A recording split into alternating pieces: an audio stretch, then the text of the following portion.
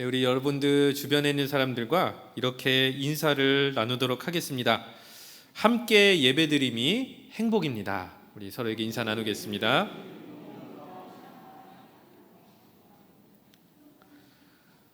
오늘은 사막이라는 주제로 말씀을 시작해 보려고 합니다. 여러분들이 다 아시는 것처럼 사막을 영어로 하면 아시죠? 다 마음속에 떠오르셨죠? 데저트라고 합니다. 근데 이 영어 단어가 라틴어에서 유래를 했다고 합니다. 그래서 이제 어떻게 부르냐면 데세르툼이라고 하는 단어를 라틴어를 사용합니다. 근데 이제 뜻이 자문 이렇게 의미심장한데요. 뜻은 무엇이냐면 버려진 땅, 이런 뜻이 있습니다. 생각을 해보면 이제 당연히 이해가 되는 거죠. 일단 사막에선 누가 살지를 않습니다. 그 땅을 개발하려고 누가 가지도 않고요. 심지어 그 땅을 지나가서 어딘가 도착하려고 하는 사람도 없습니다. 철저하게 버려진 땅이고 무가치한 땅이 사막이다, 이렇게 보시면 되겠습니다. 그럼 왜 사막을 이렇게 사람들이 관심을 두지 않는가? 단연코 환경이 척박하기 때문입니다. 기후학적으로 보면은 사막의 연 강수량은 이제 250mm, 연 강수량이 250mm 이하면 사막으로 부른다라고 합니다. 그러니까 이제 사람이 살려면은 물을 반드시 구해야 되고 맨날 마셔야 되는데 물 구하기가 일단 어렵습니다. 그러니까 거기서 생존하는 것 자체가 어렵다라는 거죠. 그리고 일교차 같은 경우는요, 심한 곳은 한 50도 정도가 된다고 합니다. 그러니까 한낮에는 에어컨이나 선풍기를 틀어야 되고요, 밤이 되면은 난방을 해야 됩니다. 그걸 매일매일 그렇게 한다고 보면은 사실 이런 혹독한 데서 살아가야 될 이유는 없는 것이죠. 근데 지구상에서 보면은 이 사막 중에서도 독보적으로 건조한 사막이 있습니다. 저 멀리 남미의 칠레, 이 칠레 북쪽에 가면은 아타카마 사막이라는 곳이 있는데요, 연강 수량 15mm입니다. 1년 동안 빗물을 다 모았는데 재보니까 1.5cm밖에 안 되는 거예요. 그리고 심지어 이 사막의 일부 지역은 4천여 년 동안 비가 한 번도 내린 적이 없다고 합니다. 그러니까 완벽하게 건조한 곳이다, 지구에서 제일 건조한 것이다 생각하면 되겠습니다. 그러니까 당연히 이런 생각이 들죠. 여긴 사람은 사는 건 당연히 불가능하고 동물이나 식물도 제대로 살아남지 못할 것이다, 이렇게 생각해 볼 수가 있는 겁니다. 그런데 희한하게도요, 이 아타카마 사막에는 주기적으로 생명의 기적이 일어난다고 합니다. 제가 증거를 제시하겠습니다. 저는 거짓말을 하지 않습니다. 사진 2장을 연달아서 한번 보도록 하겠습니다. 자, 첫 번째 사진입니다. 자, 바로 저곳이 아타카마 사막인데요, 지금 저렇게 자주색으로 되는 게 무엇 같습니까? 꽃이 핀 겁니다. 자, 한 장을 더 보겠습니다. 네, 근접한 촬영인데요, 하얀색 꽃이 아름답게 피어 있고 바닥 이 땅을 면을 보면은 이렇게 건조해 보이죠? 네, 사막같이 보입니다. 이렇게 모래밖에는 보이지 않습니다. 자, 그럼 왜 이런 현상이 일어나는가? 여러분들이 일단 보신 사진은요, 2015년에 아타카마 사막의 사진이 되겠습니다. 기후현상 중에서 엘니뇨라는 현상이 있습니다. 근데 그 엘니뇨가 규모가 굉장히 커지면 슈퍼 엘니뇨라고 하는 현상이 일어나는데요, 수증기가 어마어마하게 공중으로 올라가게 되면서 이 칠레 근처에 있는 안데스 산맥을 넘어가는 그런 경우가 간혹가다 있는 것입니다. 원래 일반 엘니뇨 현상 때는요, 그냥 산 중턱에 부딪혀 버린다고 하는데 이 규모가 커지면 산등성이를 넘어가서 한 7년치 정도의 비를 12시간 만에 폭우로 쏟아낸다고 하는데요, 바로 그 지역이 아타카마 사막이라고 합니다. 그러니까 이런 겁니다. 이 사막 안에 종자들과 씨앗들이 숨겨져 있다가 5년에서 10년 사이에 한 번씩 12시간짜리 폭우가 내리면 그 다음에 그게 마르면서 안에 있는 씨앗들이 물을 머금고 발아해서 이게 이제 꽃으로 피어나게 되는 아주 신기한 현상이다라고 보시면 되겠습니다. 심지어 이 아타카마 사막에서 품고 있는 이 씨앗 종자의 개수가 200여 가지나 된다고 하니까 여러분들이 혹시라도 여기를 방문하시게 되면 타이밍 맞춰서 200여 종류의 꽃이 만발해 있는 모습을 어디서 볼 수 있다고요? 사막에서 볼 수 있다는 겁니다. 근데 우리의 상식과는 다르게 사막은 굉장히 식물을 기르기에 적합할 수도 있다고 합니다. 첫 번째로요, 기후가 혹독해가지고 병충해가 전혀 없답니다. 괴롭히는 그 병충해가 전혀 나지를 않는 거예요. 그리고 이제 사막이라는 게 결국 돌 같은 게 풍화돼서 된 거기 때문에 식물이 빨아들일 만한 무기질이 이 사막에는 굉장히 많다라고 합니다. 그러니까 양분이 일단 확보가 된 거죠. 그 다음에 태양열, 그러니까 광합성 걱정이 전혀 없는 겁니다. 그런데도 한 가지가 부족해서 이게 이제 꽃이 피어나지 못하는 거죠. 무엇일까요? 물이죠. 물만 있으면 되는 겁니다. 오직 물만 있으면 사막에서도 꽃이 피어나는 것이 가능하다는 것을 아타카마 사막이 보여주는 겁니다. 그러니까 어찌 보면 물만 적절히 공급된다면 사막이라고 하는 것은 생명이 충만한 땅이 되는 것이고, 어찌 보면 사막은 버려진 땅이 아니라 생명을 품고 있지만 아직 발화하지 않는 땅이다, 이렇게 볼 수도 있는 겁니다. 최근 우리가 잘 아는 것처럼 코로나가 재확산되면서 개인적으로 지난 2년간의 시간을 한번 쭉 돌아본 그런 시간을 가진 적이 있습니다. 신앙생활도 돌아보았고 세상의 모습도 돌아보았고 교회에 대해서도 생각하게 되었습니다. 그럴 때 문득 제 마음에 한 가지 단어가 떠올랐는데요, 바로 사막화라고 하는 단어였습니다. 어떤 뜻이냐면요, 자꾸 이게 줄었다 늘었다 줄었다 늘었다, 이게 반복이 되고 있지 않습니까? 그러다 보니까 마음속에 어떤 마음이 들기 시작하냐면 처음 마음처럼 하나님 앞에 간절히 기도하는 게 어려워지기 시작하는 거죠. 다시 얘기해서 기대하는 마음의 크기가 시간이 지날수록 점점 줄어드는, 마치 비가 내리지 않는 사막처럼 점점 그 하나님을 향한 기대감이 줄어드는 제 자신을 발견한 적이 있었습니다. 이것을 굳이 고상한 표현을 쓰자면 아마도 영적 사막화다, 하나님을 더 이상 기대하지 못하는 쪼그라드는 그 나의 마음을 영적 사막화다라고도 할 수 있을 것 같습니다. 오늘 본문의 이스라엘 백성도 사막 같은 시간을 보내고 있었습니다. 본문을 시기적으로 보았을 때 이스라엘 백성이 70년 바벨론 포로 생활에서 극적으로 구원받지는 않았고 이제 조만간 구원받기 어느 직전에 한 시점에 오늘 예언의 말씀이 선포된 것으로 보입니다. 여러분들 일단 70년이라고 하는 시간에 좀 주목하셨으면 좋겠는데요, 생각해 보면 이런 것입니다. 아주 어린 나이에 이스라엘 아이들의 입장에서 봤을 때 증조 할아버지나 할아버지가 이스라엘에서 살다가 포로로 붙잡혀서 바벨론에 정착하게 된 거죠. 자, 그렇게 한 세대가 지나고 두 세대 정도가 지났다라고 하면은 과연 이 아이는 지금 어떤 삶을 살고 있는 걸까요? 바벨론식 생활에 철저하게 적응된 상태다라는 겁니다. 자, 그럼 바벨론 생활은 무엇입니까? 노예 생활이고, 노예 생활을 하게 되면 어떤 일이 일어날까요? 노예 근성이란 게 생기기 시작합니다. 캐나다에서 있었던 일을 소개해 드립니다. 수백 년 동안 여러 죄수를 가두었던 감옥이 이제는 너무 노쇠화가 되었습니다. 그래서 근처 지역에 부지를 매입을 하고 신형 감옥을 짓게 된 겁니다. 근데 이 자재비를 아끼려고 구형 감옥에 있었던 여러 가지 관이라고 하든지 수도라고 하든지 필요한 전기 설비 같은 거를 다 떼가지고 신형 감옥에 좀 이렇게 활용을 하려고 했던 모양입니다.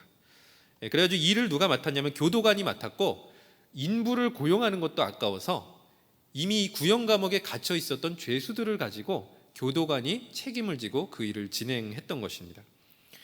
그렇게 여러 가지 설비들, 가스관들, 전기장치를 전부 다 제거를 한 다음에 마지막 작업은 무엇이었냐면 벽을 허무는 작업이었습니다. 그런데 이 벽을 허물라고 주는 게 단순히 그냥 망치 하나만 주고 벽을 허물라라고 얘기를 하니까 죄수들이 너무 황당했던 겁니다. 근데 이제 시키니까 어쩔 수 없잖아요. 그래가지고 망치로 한번 휘둘러서 벽을 쳤는데 깜짝 놀라고 말았습니다. 그냥 그 한 번, 망치질 한 번에 벽이 크게 구멍이 뚫리고 와르르 이렇게 무너지기 시작했던 겁니다. 이유는 이러했습니다. 죄수들의 생각에는 이게 벽이 너무 이렇게 회반죽도 잘 발라져 있고 그래가지고 정말 단단한 화감 벽돌 같은 거를 사용해가지고 이게 이 감옥을 지었다라고 생각했는데 전혀 그렇지 않았던 거죠. 종이하고 진흙 같은 흙을 섞어서 만든 대충 얼기설기 만든 바로 그 흙벽에다가 회반죽만 발랐던 것이죠. 그러니까 심지어 어떤 죄수는 이렇게 생각했다고 합니다. 탈옥을 도전해 볼 걸. 내가 왜 그걸 시도도 안 했을까? 자, 그럼 왜 시도를 안 했을까요? 안 될 것 같으니까요. 나는 죄수고 나는 어차피 붙잡혀 있고 그냥 조용히 있다가 나가면 되니까. 이런 게 바로 어찌 보면 노예 근성의 한 모습일 것 같습니다. 무언가 나를 얽매이고 있는 게 있는 겁니다. 내 행동을 제한하고 내 생각을 제한하고 더 이상 내 삶에 대해서 희망을 갖지 못하게 만드는 그 무엇인가가 작동하고 있었던 것이 바로 이스라엘 백성들의 상태였던 것입니다. 기대하지 못하고 실망하고 있었던 이스라엘 백성들, 하나님께서 구원해 주시겠다는 약속을 불신하고 체념하고 있었던 이스라엘 백성들의 모습이 오늘 본문의 모습이었던 것입니다. 영원히 이 땅에서 노예로 살아야 되는지 근심하면서 하루하루를 겨우겨우 살아내고 있었던 것이 당시 이스라엘 백성들이었던 것입니다. 그렇기 때문에 어찌 보면 이런 이스라엘 백성들의 마음이 꽃을 피우지 못하는 사막과도 같다라고 해도 과언이 아닐 것입니다. 그런데 오늘 이런 이스라엘 백성들을 향해서 이사야 예언자가 중요한 메시지를 전달하고 있습니다. 먼저 우리가 읽어본 본문 18절의 말씀을 한 목소리로 읽어보겠습니다. 너희는 이전 일을 기억하지 말며 옛날 일을 생각하지 말라. 이게 번역이요, 공동 번역이 조금 더 실감난 번역일 수가 있어서 공동 번역도 우리가 한번 같이 읽어보도록 하겠습니다.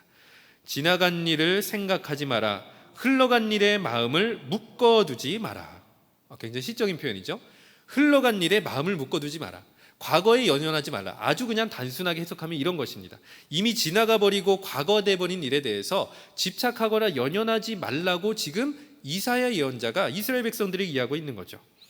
근데 사람이 이게 쉽게 됩니까? 지나간 일, 과거에 대해서 초연할 수 있는 사람 손 들어보라고 하면 누가 손을 들 수 있겠습니까? 내가 과거에 실수한 게 있거나 실패한 게 있거나 마음 쓰이는 것이 있으면 자다가도 생각나는 것이 사람 아니겠습니까? 한 유튜버가 있었는데요, 다양한 연령대의 사람들에게 질문을 던지면서 인터뷰를 딴 영상을 올린 적이 있었습니다. 질문 내용은 이러했습니다. 인생에서 제일 후회하는 일이 무엇입니까? 자, 첫 번째 인터뷰어 6살 꼬마였습니다. 6살이 후회를 하나? 물어보니까요, 친구랑 싸운 게 후회가 됩니다. 이렇게 답변했습니다. 자, 그 다음에 조금 더 연령을 높였습니다. 10살이었습니다. 무엇이 후회되냐 물어보니까 엄마 말 안 들어서 후회됩니다. 이렇게 대답을 했습니다. 그 다음에 연령을 좀 더 높여서 21살. 감이 좀 오실 수도 있을 것 같습니다. 저는 고3 때 공부를 안 해서 너무나 후회가 됩니다. 자, 그 다음에 한 살 더 올려서 22살. 이렇게 답변했습니다. 비트코인을 미리 사지 못해서 후회됩니다. 자, 그 다음에 35살. 결혼하기 전에 여자를 많이 만나보지 못한 게 후회가 됩니다. 저는 절대로 아닙니다. 저는 절대로 후회하지 않습니다. 이 35살, 이분이 후회한 겁니다. 자, 그 다음에 50살. 고등학교를 자퇴한 게 너무도 후회가 됩니다. 자, 그 다음에 마지막으로 72살. 남들만큼도 못 사는 내 지금 비참한 삶, 노력하지 않았던 삶이 너무도 후회가 됩니다. 이렇게 답변을 했다고 합니다. 저는 이 영상을 보면서요, 50세랑 72세 인터뷰가 제일 눈에 들어왔습니다. 이분들이 과연 인터뷰할 때만 후회했을까 싶었던 것입니다. 아마도 50살이나 72살 이분은 계속해서 후회했을 것 같습니다. 내가 그때 중퇴하지 않았더라면 내 인생은 어떻게 바뀌었을까? 만나는 사람마다 얘기했을 수도 있겠죠. 72살 이분, 내가 조금만 더 인생을 살면서 어제라도 1년 전이라도 2년 전이라도 노력했다면, 내가 기력이 있었을 때 노력했다면 내 삶은 그래도 남들 평균치 정도는 살지 않았을까? 많이 후회를 했을 것 같습니다. 지나온 과거가 우리 자신을 만들었기 때문에 흘러간 일에 마음을 쓰지 않는다는 것, 이토록 정말로 어려운 일이고, 후회라는 것이 그렇기 때문에 어찌 보면 인간의 속성인 것처럼 느껴집니다. 그런데 놀랍게도 오늘 본문에서 이사야 예언자는 이전 일을 뒤로 해야 되는 그 이유가 바로 다가올 미래 때문에 그렇다라는 것을 분명하게 그 이유를 제시해 주고 있습니다. 여기와 관련된 본문, 성경 본문 여러 번역본을 좀 참고해서 계속 말씀을 나눠보고자 합니다. 먼저 영어 성경 중에 좀 쉽게 번역된 NLT라고 하는 버전이 있습니다. NLT라고 하는 이 버전 18절 한국어로 번역된 내용을 제가 여러분들에게 읽어드리겠습니다. 그러나 그 모든 것을 잊어버려라. 그것은 내가 할 일에 비하면 아무것도 아니다. 자, 그럼 어떤 뜻이겠습니까? 이따 잊어버리라고 권면한 다음에 그 이유가 무엇이냐면, 하나님께서 행하실 일이, 앞으로 다가올 미래가 하나님이 일하실 것이 있기 때문에 이 일하실 것, 즉 과거의 일과 미래의 일을 비교해 보면 미래의 일이 훨씬 더 영광스럽고 위대하고 엄청나기 때문에, 그래서 이전 게 오히려 초라하게 느껴질 정도이기 때문에 과거 같은 거 연연할 필요 없다라고 오늘 이 영어 성경은 이렇게 번역을 하는 것입니다. 자, 그렇다면 넘겨버려야 되고 잊어버려야 될 옛날 일이 무엇이겠습니까? 우리가 본문 말씀 16절부터 17절의 말씀 한번 눈으로 보면서 우리가 말씀을 나눠보겠습니다. 비유적인 표현이 계속 나오고 있습니다. 바닷 가운데 길을 내었다, 이런 표현이 있고요. 병거와 말과 용사를 이끌어냈다는 표현도 있고, 일시에 엎드러지게 했다라고 되어 있습니다. 우리 영도복교회 성도님들은 최근에 모세오경 그리고 출애굽기를 필사를 어느 정도 많이 하셨고 혹은 묵상하셨기 때문에 요 16절 17절만 보면은 딱 하고 깨달아지셨을 것 같습니다. 이 사건은 바로 출애굽 사건을 얘기하는 겁니다. 자, 그러면은 사실 이 해석이요, 굉장히 충격적인 해석이 될 수밖에 없는 겁니다. 출애굽 사건이 파묻혀질 정도로, 기억이 안 날 정도로 하나님이 이스라엘 백성들에게 앞으로 행하실 그 일이 정말 놀랍고 위대한 새로운 일이다라는 것을 강조하는 말씀이 되겠습니다. 자, 이어서 오늘 우리가 읽었던 본문 개역개정 본문 19절 상반절 말씀 함께 읽어보도록 하겠습니다. 보라, 내가 새 일을 행하리니 이제 나타낼 것이라. 자, 새 일을 행하시겠다고 이렇게 말씀을 하시는데, 이 새 일이라는 것은 아까 말씀드렸던 것처럼 하나님께서 조만간에 행하실 일을 말합니다. 그리고 NLT 버전에서 얘기한 것처럼 이전과는 비교할 수 없는, 이전의 그 어떤 구원 역사와도 비교할 수 없는 엄청난 일이라는 것 우리는 알고 있습니다. 근데 이 일은 사실 이미 예언자들을 통해서 하나님 구원하시겠다, 바벨론으로부터 포로 생활로부터 자유롭게 해주겠다고 많은 예언자들로부터 이미 예언된 내용이기도 합니다. 그런데 공동번역은요, 이렇게 말씀하신 하나님께서 미리 예언하신 그 새 일이, 그리고 오늘 이스라엘 백성들에게 이루시겠다 하신 새 일이 이미 시작되고 있다는 것 또한 담아내고 있다는 겁니다. 자, 우리가 방금 읽은 19절 상반절 말씀을 공동번역으로 한 목소리로 읽어보겠습니다. 보아라, 내가 이제 새 일을 시작하였다. 이미 싹이 돋았는데 그것이 보이지 않느냐. 자, 여러분들이 식물을 길러보시면 아실 겁니다. 씨앗을 심었고 물을 주고 기다리면 어떤 일이 일어납니까? 싹이 돋아서 이 싹이 돋은 데서 줄기가 올라오고요, 이파리가 생기고 꽃이 피고 열매가 맺습니다. 그럼 우리는 자연스럽게 싹을 통해서 미래를 예견하게 되는 겁니다. 여기서 싹이 돋았다, 개역개정에서는 나타낼 것이라 라고 번역이 되었는데요, 히브리어의 원래 뜻이 싹이 터서 솟아오르다라는 뜻이었기 때문에 이 뜻을 공동번역은 그대로 그냥 직역을 해버렸다고 보시면 되겠습니다. 자, 그렇다면은 이 말씀은 이런 뜻이죠. 하나님께서 이스라엘을 바벨론으로부터 구원하시려고 하는데 계획을 세우셨는데 증거들이 이제 싹이 돋는 것처럼 나타나고 있는 겁니다. 하나님께서 증거들을 보여주고 계시는 거죠. 마지막으로 메시지 성경으로 이 19절 상반절 말씀을 제가 여러분들에게 읽어드리겠습니다. 다만 깨어있으라, 현재에 깨어있으라. 이제 나는 전혀 새로운 일을 행할 것이다. 이미 시작되었다. 보이지 않느냐? 여기를 보아라. 많이 의역한 성경이긴 하지만 여기서도 중간에 보면은 이미 시작되었다 이렇게 표현을 하고 있습니다. 싹이 돋았다, 이미 시작되었다, 동일한 의미입니다. 하나님께서 바벨론에서부터 이스라엘을 구원하시겠다고 공수표를 던지신 것이 아니라 이미 이 시점에 하나님께서 구체적인 증거로 보여주고 계시고 움직이고 계시다는 것, 바로 이것이 이 19절 상반절의 요점이 되겠습니다. 그렇기 때문에 이 18절과 19절의 말씀을 보면은 나의 가는 길이라는 찬양이 떠오르기도 합니다. 우리 복음성가인데요, 가사를 한번 보면서 우리가 묵상해 보도록 하겠습니다. 우리 가사를 함께 읽어보겠습니다. 나의 가는 길 주님 인도하시네. 그는 보이지 않아도 날 위해 일하시네. 보이지 않습니다. 그러나 일하고 계신다라는 겁니다. 이것이 우리가 믿고 우리가 신뢰하는 하나님이신 겁니다.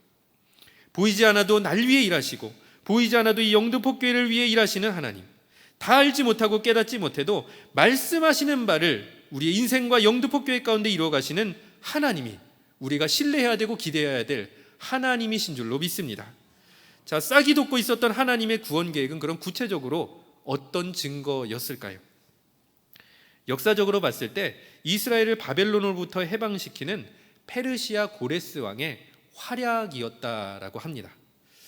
고레스 왕이 역사에 탁 하고 등장하는 이렇게 기록이 되고 활동을 했다라고 여기는 그 시점이요, 대략 주전 550년이었다라고 합니다. 이때가 페르시아 출신인 고레스 왕이 바벨론 동쪽에 있었던 미디아라고 하는 왕국을 완전히 정복했던 그 시점이라고 합니다. 자, 그 다음에 이제 바벨론과 페르시아가 국경선을 맞대게 되었고요, 한 10년 정도를 치열하게 전쟁을 벌이는 겁니다. 자, 그리고 주전 538년에 바벨론을 완전히 고레스 왕이 제압하게 되는 것이고요, 그 다음에 이스라엘 백성들에게 성전의 기물을 돌려보내면서 고향 땅으로 돌아가 성전을 지으라, 이렇게 이야기가, 역사가 전개되는 것이죠. 그렇기 때문에 오늘 하나님께서 행하신 그 세일이라고 하는 것은 결국 이 고레스 왕의 이야기를 담고 있는 것이고, 특별히 그 징조는 무엇이었냐면 고레스 왕의 승전보, 바벨론이 아직 멸망하지는 않았지만 저 동쪽의 고레스라고 하는 사람이 점점 더 바벨론을 공격해서 압박해 오고 있었다는 그 승전보라는 것입니다. 어찌 보면 이스라엘 백성들이 이 승전보 소식을 들으면서 하나님께서 혹시 하신 것은 아닌가? 라고 신뢰하며 믿어야 된다라는 것을 이 오늘 본문의 말씀이 암시하고 있는 것입니다. 오늘 본문 14절 말씀에서도 이 고레스 왕의 활약이 앞으로 어떻게 펼쳐질지를 구체적으로 기록하고 있습니다. 우리 14절 공동 번역으로 우리 한 목소리로 읽어보겠습니다. 너희를 구해낸 이스라엘의 거룩하시니 야훼께서 말씀하신다. 나는 바빌론으로 사람을 보내어 모든 감옥의 빗장들을 벗기고 너희를 해방시켜 주리라. 갈대아 사람들은 기가 막혀 통곡하며 아우성 치리라. 자, 하나님께서 말씀하십니다. 나는 바빌론으로 사람을 보낼 거다. 그리고 그 사람이 모든 감옥의 빗장을 벗기고 너희를 해방시켜 줄 거다. 갈대아 사람들, 즉 바벨론 사람들은 통곡하며 아우성 칠 것이다. 그러면 하나님께서 보내신 사람이 누구였느냐? 바로 방금 말씀드렸던 페르시아 출신의 고레스 왕이었던 것입니다. 그리고 이어서 19절 하반절과 20절에는 역시 16, 17절과 비슷하게 비유로 가득 찬 문장이, 구절이 나와 있습니다. 구체적으로 이런 것입니다. 광야에서도 뭔가 이제 물이 공급되고 그 다음에 동물들이 또 그 물을 마시게 되는 이런 장면을 묘사하는데, 이건 사실 이런 뜻이 있다고 합니다. 해방된 이스라엘이 다시 바벨론 땅에서 고향 이스라엘로, 예루살렘으로 돌아오게 될 때 길이 얼마나 멀고 험하겠습니까? 근데 하나님께서 그 길을 인도해 주시고 굶주리지 않게 하시고 먹을 물을 채워주시며 그 길이 찬양의 길과 감사의 길이 되도록 책임져 주시겠다는 약속의 말씀이 19절 후반절과 20절의 말씀이 되는 것입니다. 따라서 하나님께서 고레스 왕을 세우셔서 그를 통해 이스라엘을 평안하게 인도해 주시고 바벨론의 압제로부터 해방시켜 주시겠다는 것, 이것이 하나님께서 18절에 말씀하신 새 일이 되겠습니다. 그런데 이것이 왜 새로운 일인가? 그것은 하나님께서 역사하셨던 방식이 정말로 충격적이고 이전에는 전혀 이루어지지 않았던 굉장히 신선한 방법이었기 때문입니다. 왜냐하면 하나님께서는 언제나 이스라엘을 구원하셨습니다. 그러나 이방인을 통해서 구원하신 적은 없었습니다. 모세, 여호수아, 다윗 전부 다 이스라엘 사람이었습니다. 하나님께서는 구원자로 이스라엘 사람들을 택하셔서 구원하신 적은 있었는데 이방인 통치자를 세우셔서 이스라엘을 구원하신 적이 없으셨던 겁니다. 그렇기 때문에 이 사실 자체가 너무도 충격적인 예언이었던 것입니다. 하나님께서 이렇게까지도 우리를 역사하실 수 있는가? 이런 방식을 동원하셔라도 우리를 구원해내시는 분이 하나님이신가? 탄성을 할 수밖에 없었던 하나님의 절묘하신 구원 계획일 수밖에 없는 것입니다. 이것과 관련된 한 구절을 우리가 마지막으로 한번 찾아 읽어보도록 하겠습니다. 에스라서 1장 1절의 말씀입니다. 함께 읽겠습니다. 바사왕 고레스 원년에 여호와께서 예레미야의 입을 통하여 하신 말씀을 이루게 하시려고 바사왕 고레스의 마음을 감동시키시매 이르되. 자, 무엇이라고 말씀합니까? 여호와께서 예레미야 입을 통하여 하신 말씀을 이루게 하시려고 누군가를 감동하셨는데 이스라엘 사람이 아니라 바사왕 고레스였던 겁니다. 바사왕 고레스의 마음을 감동하여서 이스라엘을 해방시키고 그들에게 성전을 지을 기물을 들려주고 돌려보냈다라고 하는 것입니다. 이 모든 일이 하나님께서 행하신 놀랍고 새로운 방식으로 이스라엘을 구원하셨던 그 역사를 기록한 또 다른 근거가 되는 본문인 것입니다. 상식을 초월하고 상상을 초월하는 방법으로 역사하시는 하나님. 자, 이렇게까지 이스라엘을 사랑하시고 이런 비상한 수단을 사용하시는 하나님이신데 왜 우리가 하나님을 기대하지 말아야 되는 것입니까? 기적과도 같은 일, 우리가 상상도 하지 못한 일, 정말로 말도 안 되는 일이 우리 인생에 일어날 수 있다는 것, 왜 우리가 기대할 필요가 없는 것입니까? 마땅히 기대할 수가 있다는 것이죠. 바로 이런 이유 때문에 우리는 지나간 일에 마음을 묶어둘 필요가 없습니다. 이전과 똑같이 일하신다? 누가 그렇게 보장할 수가 있겠습니까? 오히려 기대감을 가진 사람은 하나님 이전에 어떻게 역사하셨든지 감사하지만 하나님 지금 상황이 이렇게 어렵다면 하나님 저희들이 상상할 수조차 없는 신묘막측한 방법으로 역사하여 주옵소서라고 믿음의 사람은 마땅히 고백할 수 있을 것입니다. 하나님의 은혜를 추억거리로 삼을 필요도 없고 과거에 대해서 후회할 필요도 없는 것, 그저 하나님께서 행하실 새 일을 기대하는 것만으로 우리는 충분한 것입니다. 그러므로 오늘 본문이 우리에게 주는 도전을 한마디로 요약하면 이렇습니다. 미래지향적인 신앙이 되어야 된다는 것입니다. 왜냐하면 하나님은 우리를 향해서 늘 새로운 일을 행하실 계획을 갖고 계시고 그 일을 지금 이 순간에도 행하고 계시기 때문입니다. 미래지향적이라는 것은 근거 없는 자신감에서 그냥 잘 될 거야, 이것이 아닙니다. 예레미야의 입을 통해서 하신 말씀을 이루게 하시려고 하나님이 이미 말씀하셨기 때문에 그 일을 어떻게 해서든지 심지어 이전에 없었던 방법으로라도 이루시는 분이 하나님이시기 때문에 그 하나님을 바라보며 기도하며 나아가는 것이 바로 미래지향적인 신앙인의 모습일 것입니다. 이런 미래지향적인 신앙을 품고 하나님이 행하시는 새 일을 경험할 수 있는 우리 영등포교회 성도님들 되시기를 축복합니다. 어느 목사님께서 미국에 방문하셔서 한 여자 성도의 간증을 들은 적이 있는데 표현하시기를 정말 은혜롭다가 희한하게 끝났던 간증이다, 이런 얘기를 하신 적이 있습니다. 간증의 내용은 이렇습니다. 남편이 일터에서 심장 쇼크를 일으키게 된 겁니다. 그런데 주변에 때마침 사람도 있었고 그 건물에는 헬리콥터 착륙장도 있었습니다. 급하게 119에 전화하고 사람의 도움을 받아서 헬기를 타고 급하게 가까운 병원에 후송되어서 다행히도 심정지는 일어나지 않았고 목숨을 건지게 된 겁니다. 심지어 이 병원의 의사는 이렇게 이야기를 했습니다. 1초만 늦었어도 정말 큰일 날 뻔했습니다. 그렇게 간증을 하니 얼마나 이게 은혜로운 간증입니까? 옆에서 곳곳에서 아멘이 터져나오는 그런 간증이었던 겁니다. 그러다가 이 간증 다음의 내용이 굉장히 희한했습니다. 내용은 이랬습니다. 남편이 어찌됐든 심장이 다쳤기 때문에 일을 계속할 수가 없었습니다. 그래서 직장에서 명예퇴직을 하게 된 겁니다. 근데 갑작스럽게 목돈이 생기니까 이 돈을 어떻게 사용해야 될지를 고민을 하다가 장사할 재간이 없었기 때문에 주식을 매수를 한 겁니다. 근데 하필이면은 그때 타이밍이 이 하락장이 계속 지속되던 때였기 때문에 넣어둔 돈이 하루가 다르게 금액이 점점 더 내가 받았던 그 퇴직금이 줄어들게 된 그런 상황이었던 거죠. 그래서 간증이 어떻게 끝났느냐? 주가가 계속 떨어지면 남편과 자신은 앞으로 어떻게 될지 참 막막합니다 하며 간증 아닌 간증이 끝났다라고 하는 겁니다. 근데 이 간증을 들었던 목사님이 생각하기를 1초의 오차도 없이 남편을 구해주신 하나님을 믿고 간증했을 텐데 왜 지금 이 순간에 하나님께서 남편과 자신의 미래를 책임져 주실 것을 믿지 못하는 것일까 의문을 가졌더라라고 하는 겁니다. 혹시 우리도 이런 모습으로 신앙생활하고 있지는 않습니까? 하나님께서 지금까지 인도해 주셨고 채워주셨고 구원해 주셨고 얼마든지 그러한 하나님 앞에 우리가 기대감을 갖고 더 큰 기대를 갖고 신앙생활을 할 수도 있는데 점점 더 생활과 형편과 내 생각에 움츠러들어서 노예근성을 품게 되어서 하나님을 더 이상 기대하지 못하는 우리의 모습을 돌아보게 되는 장면입니다. 기대가 꺾여버린 그리고 체념해버린 우리의 모습, 이제는 돌이켜 회복해야 될 줄로 믿습니다. 말씀의 결론입니다.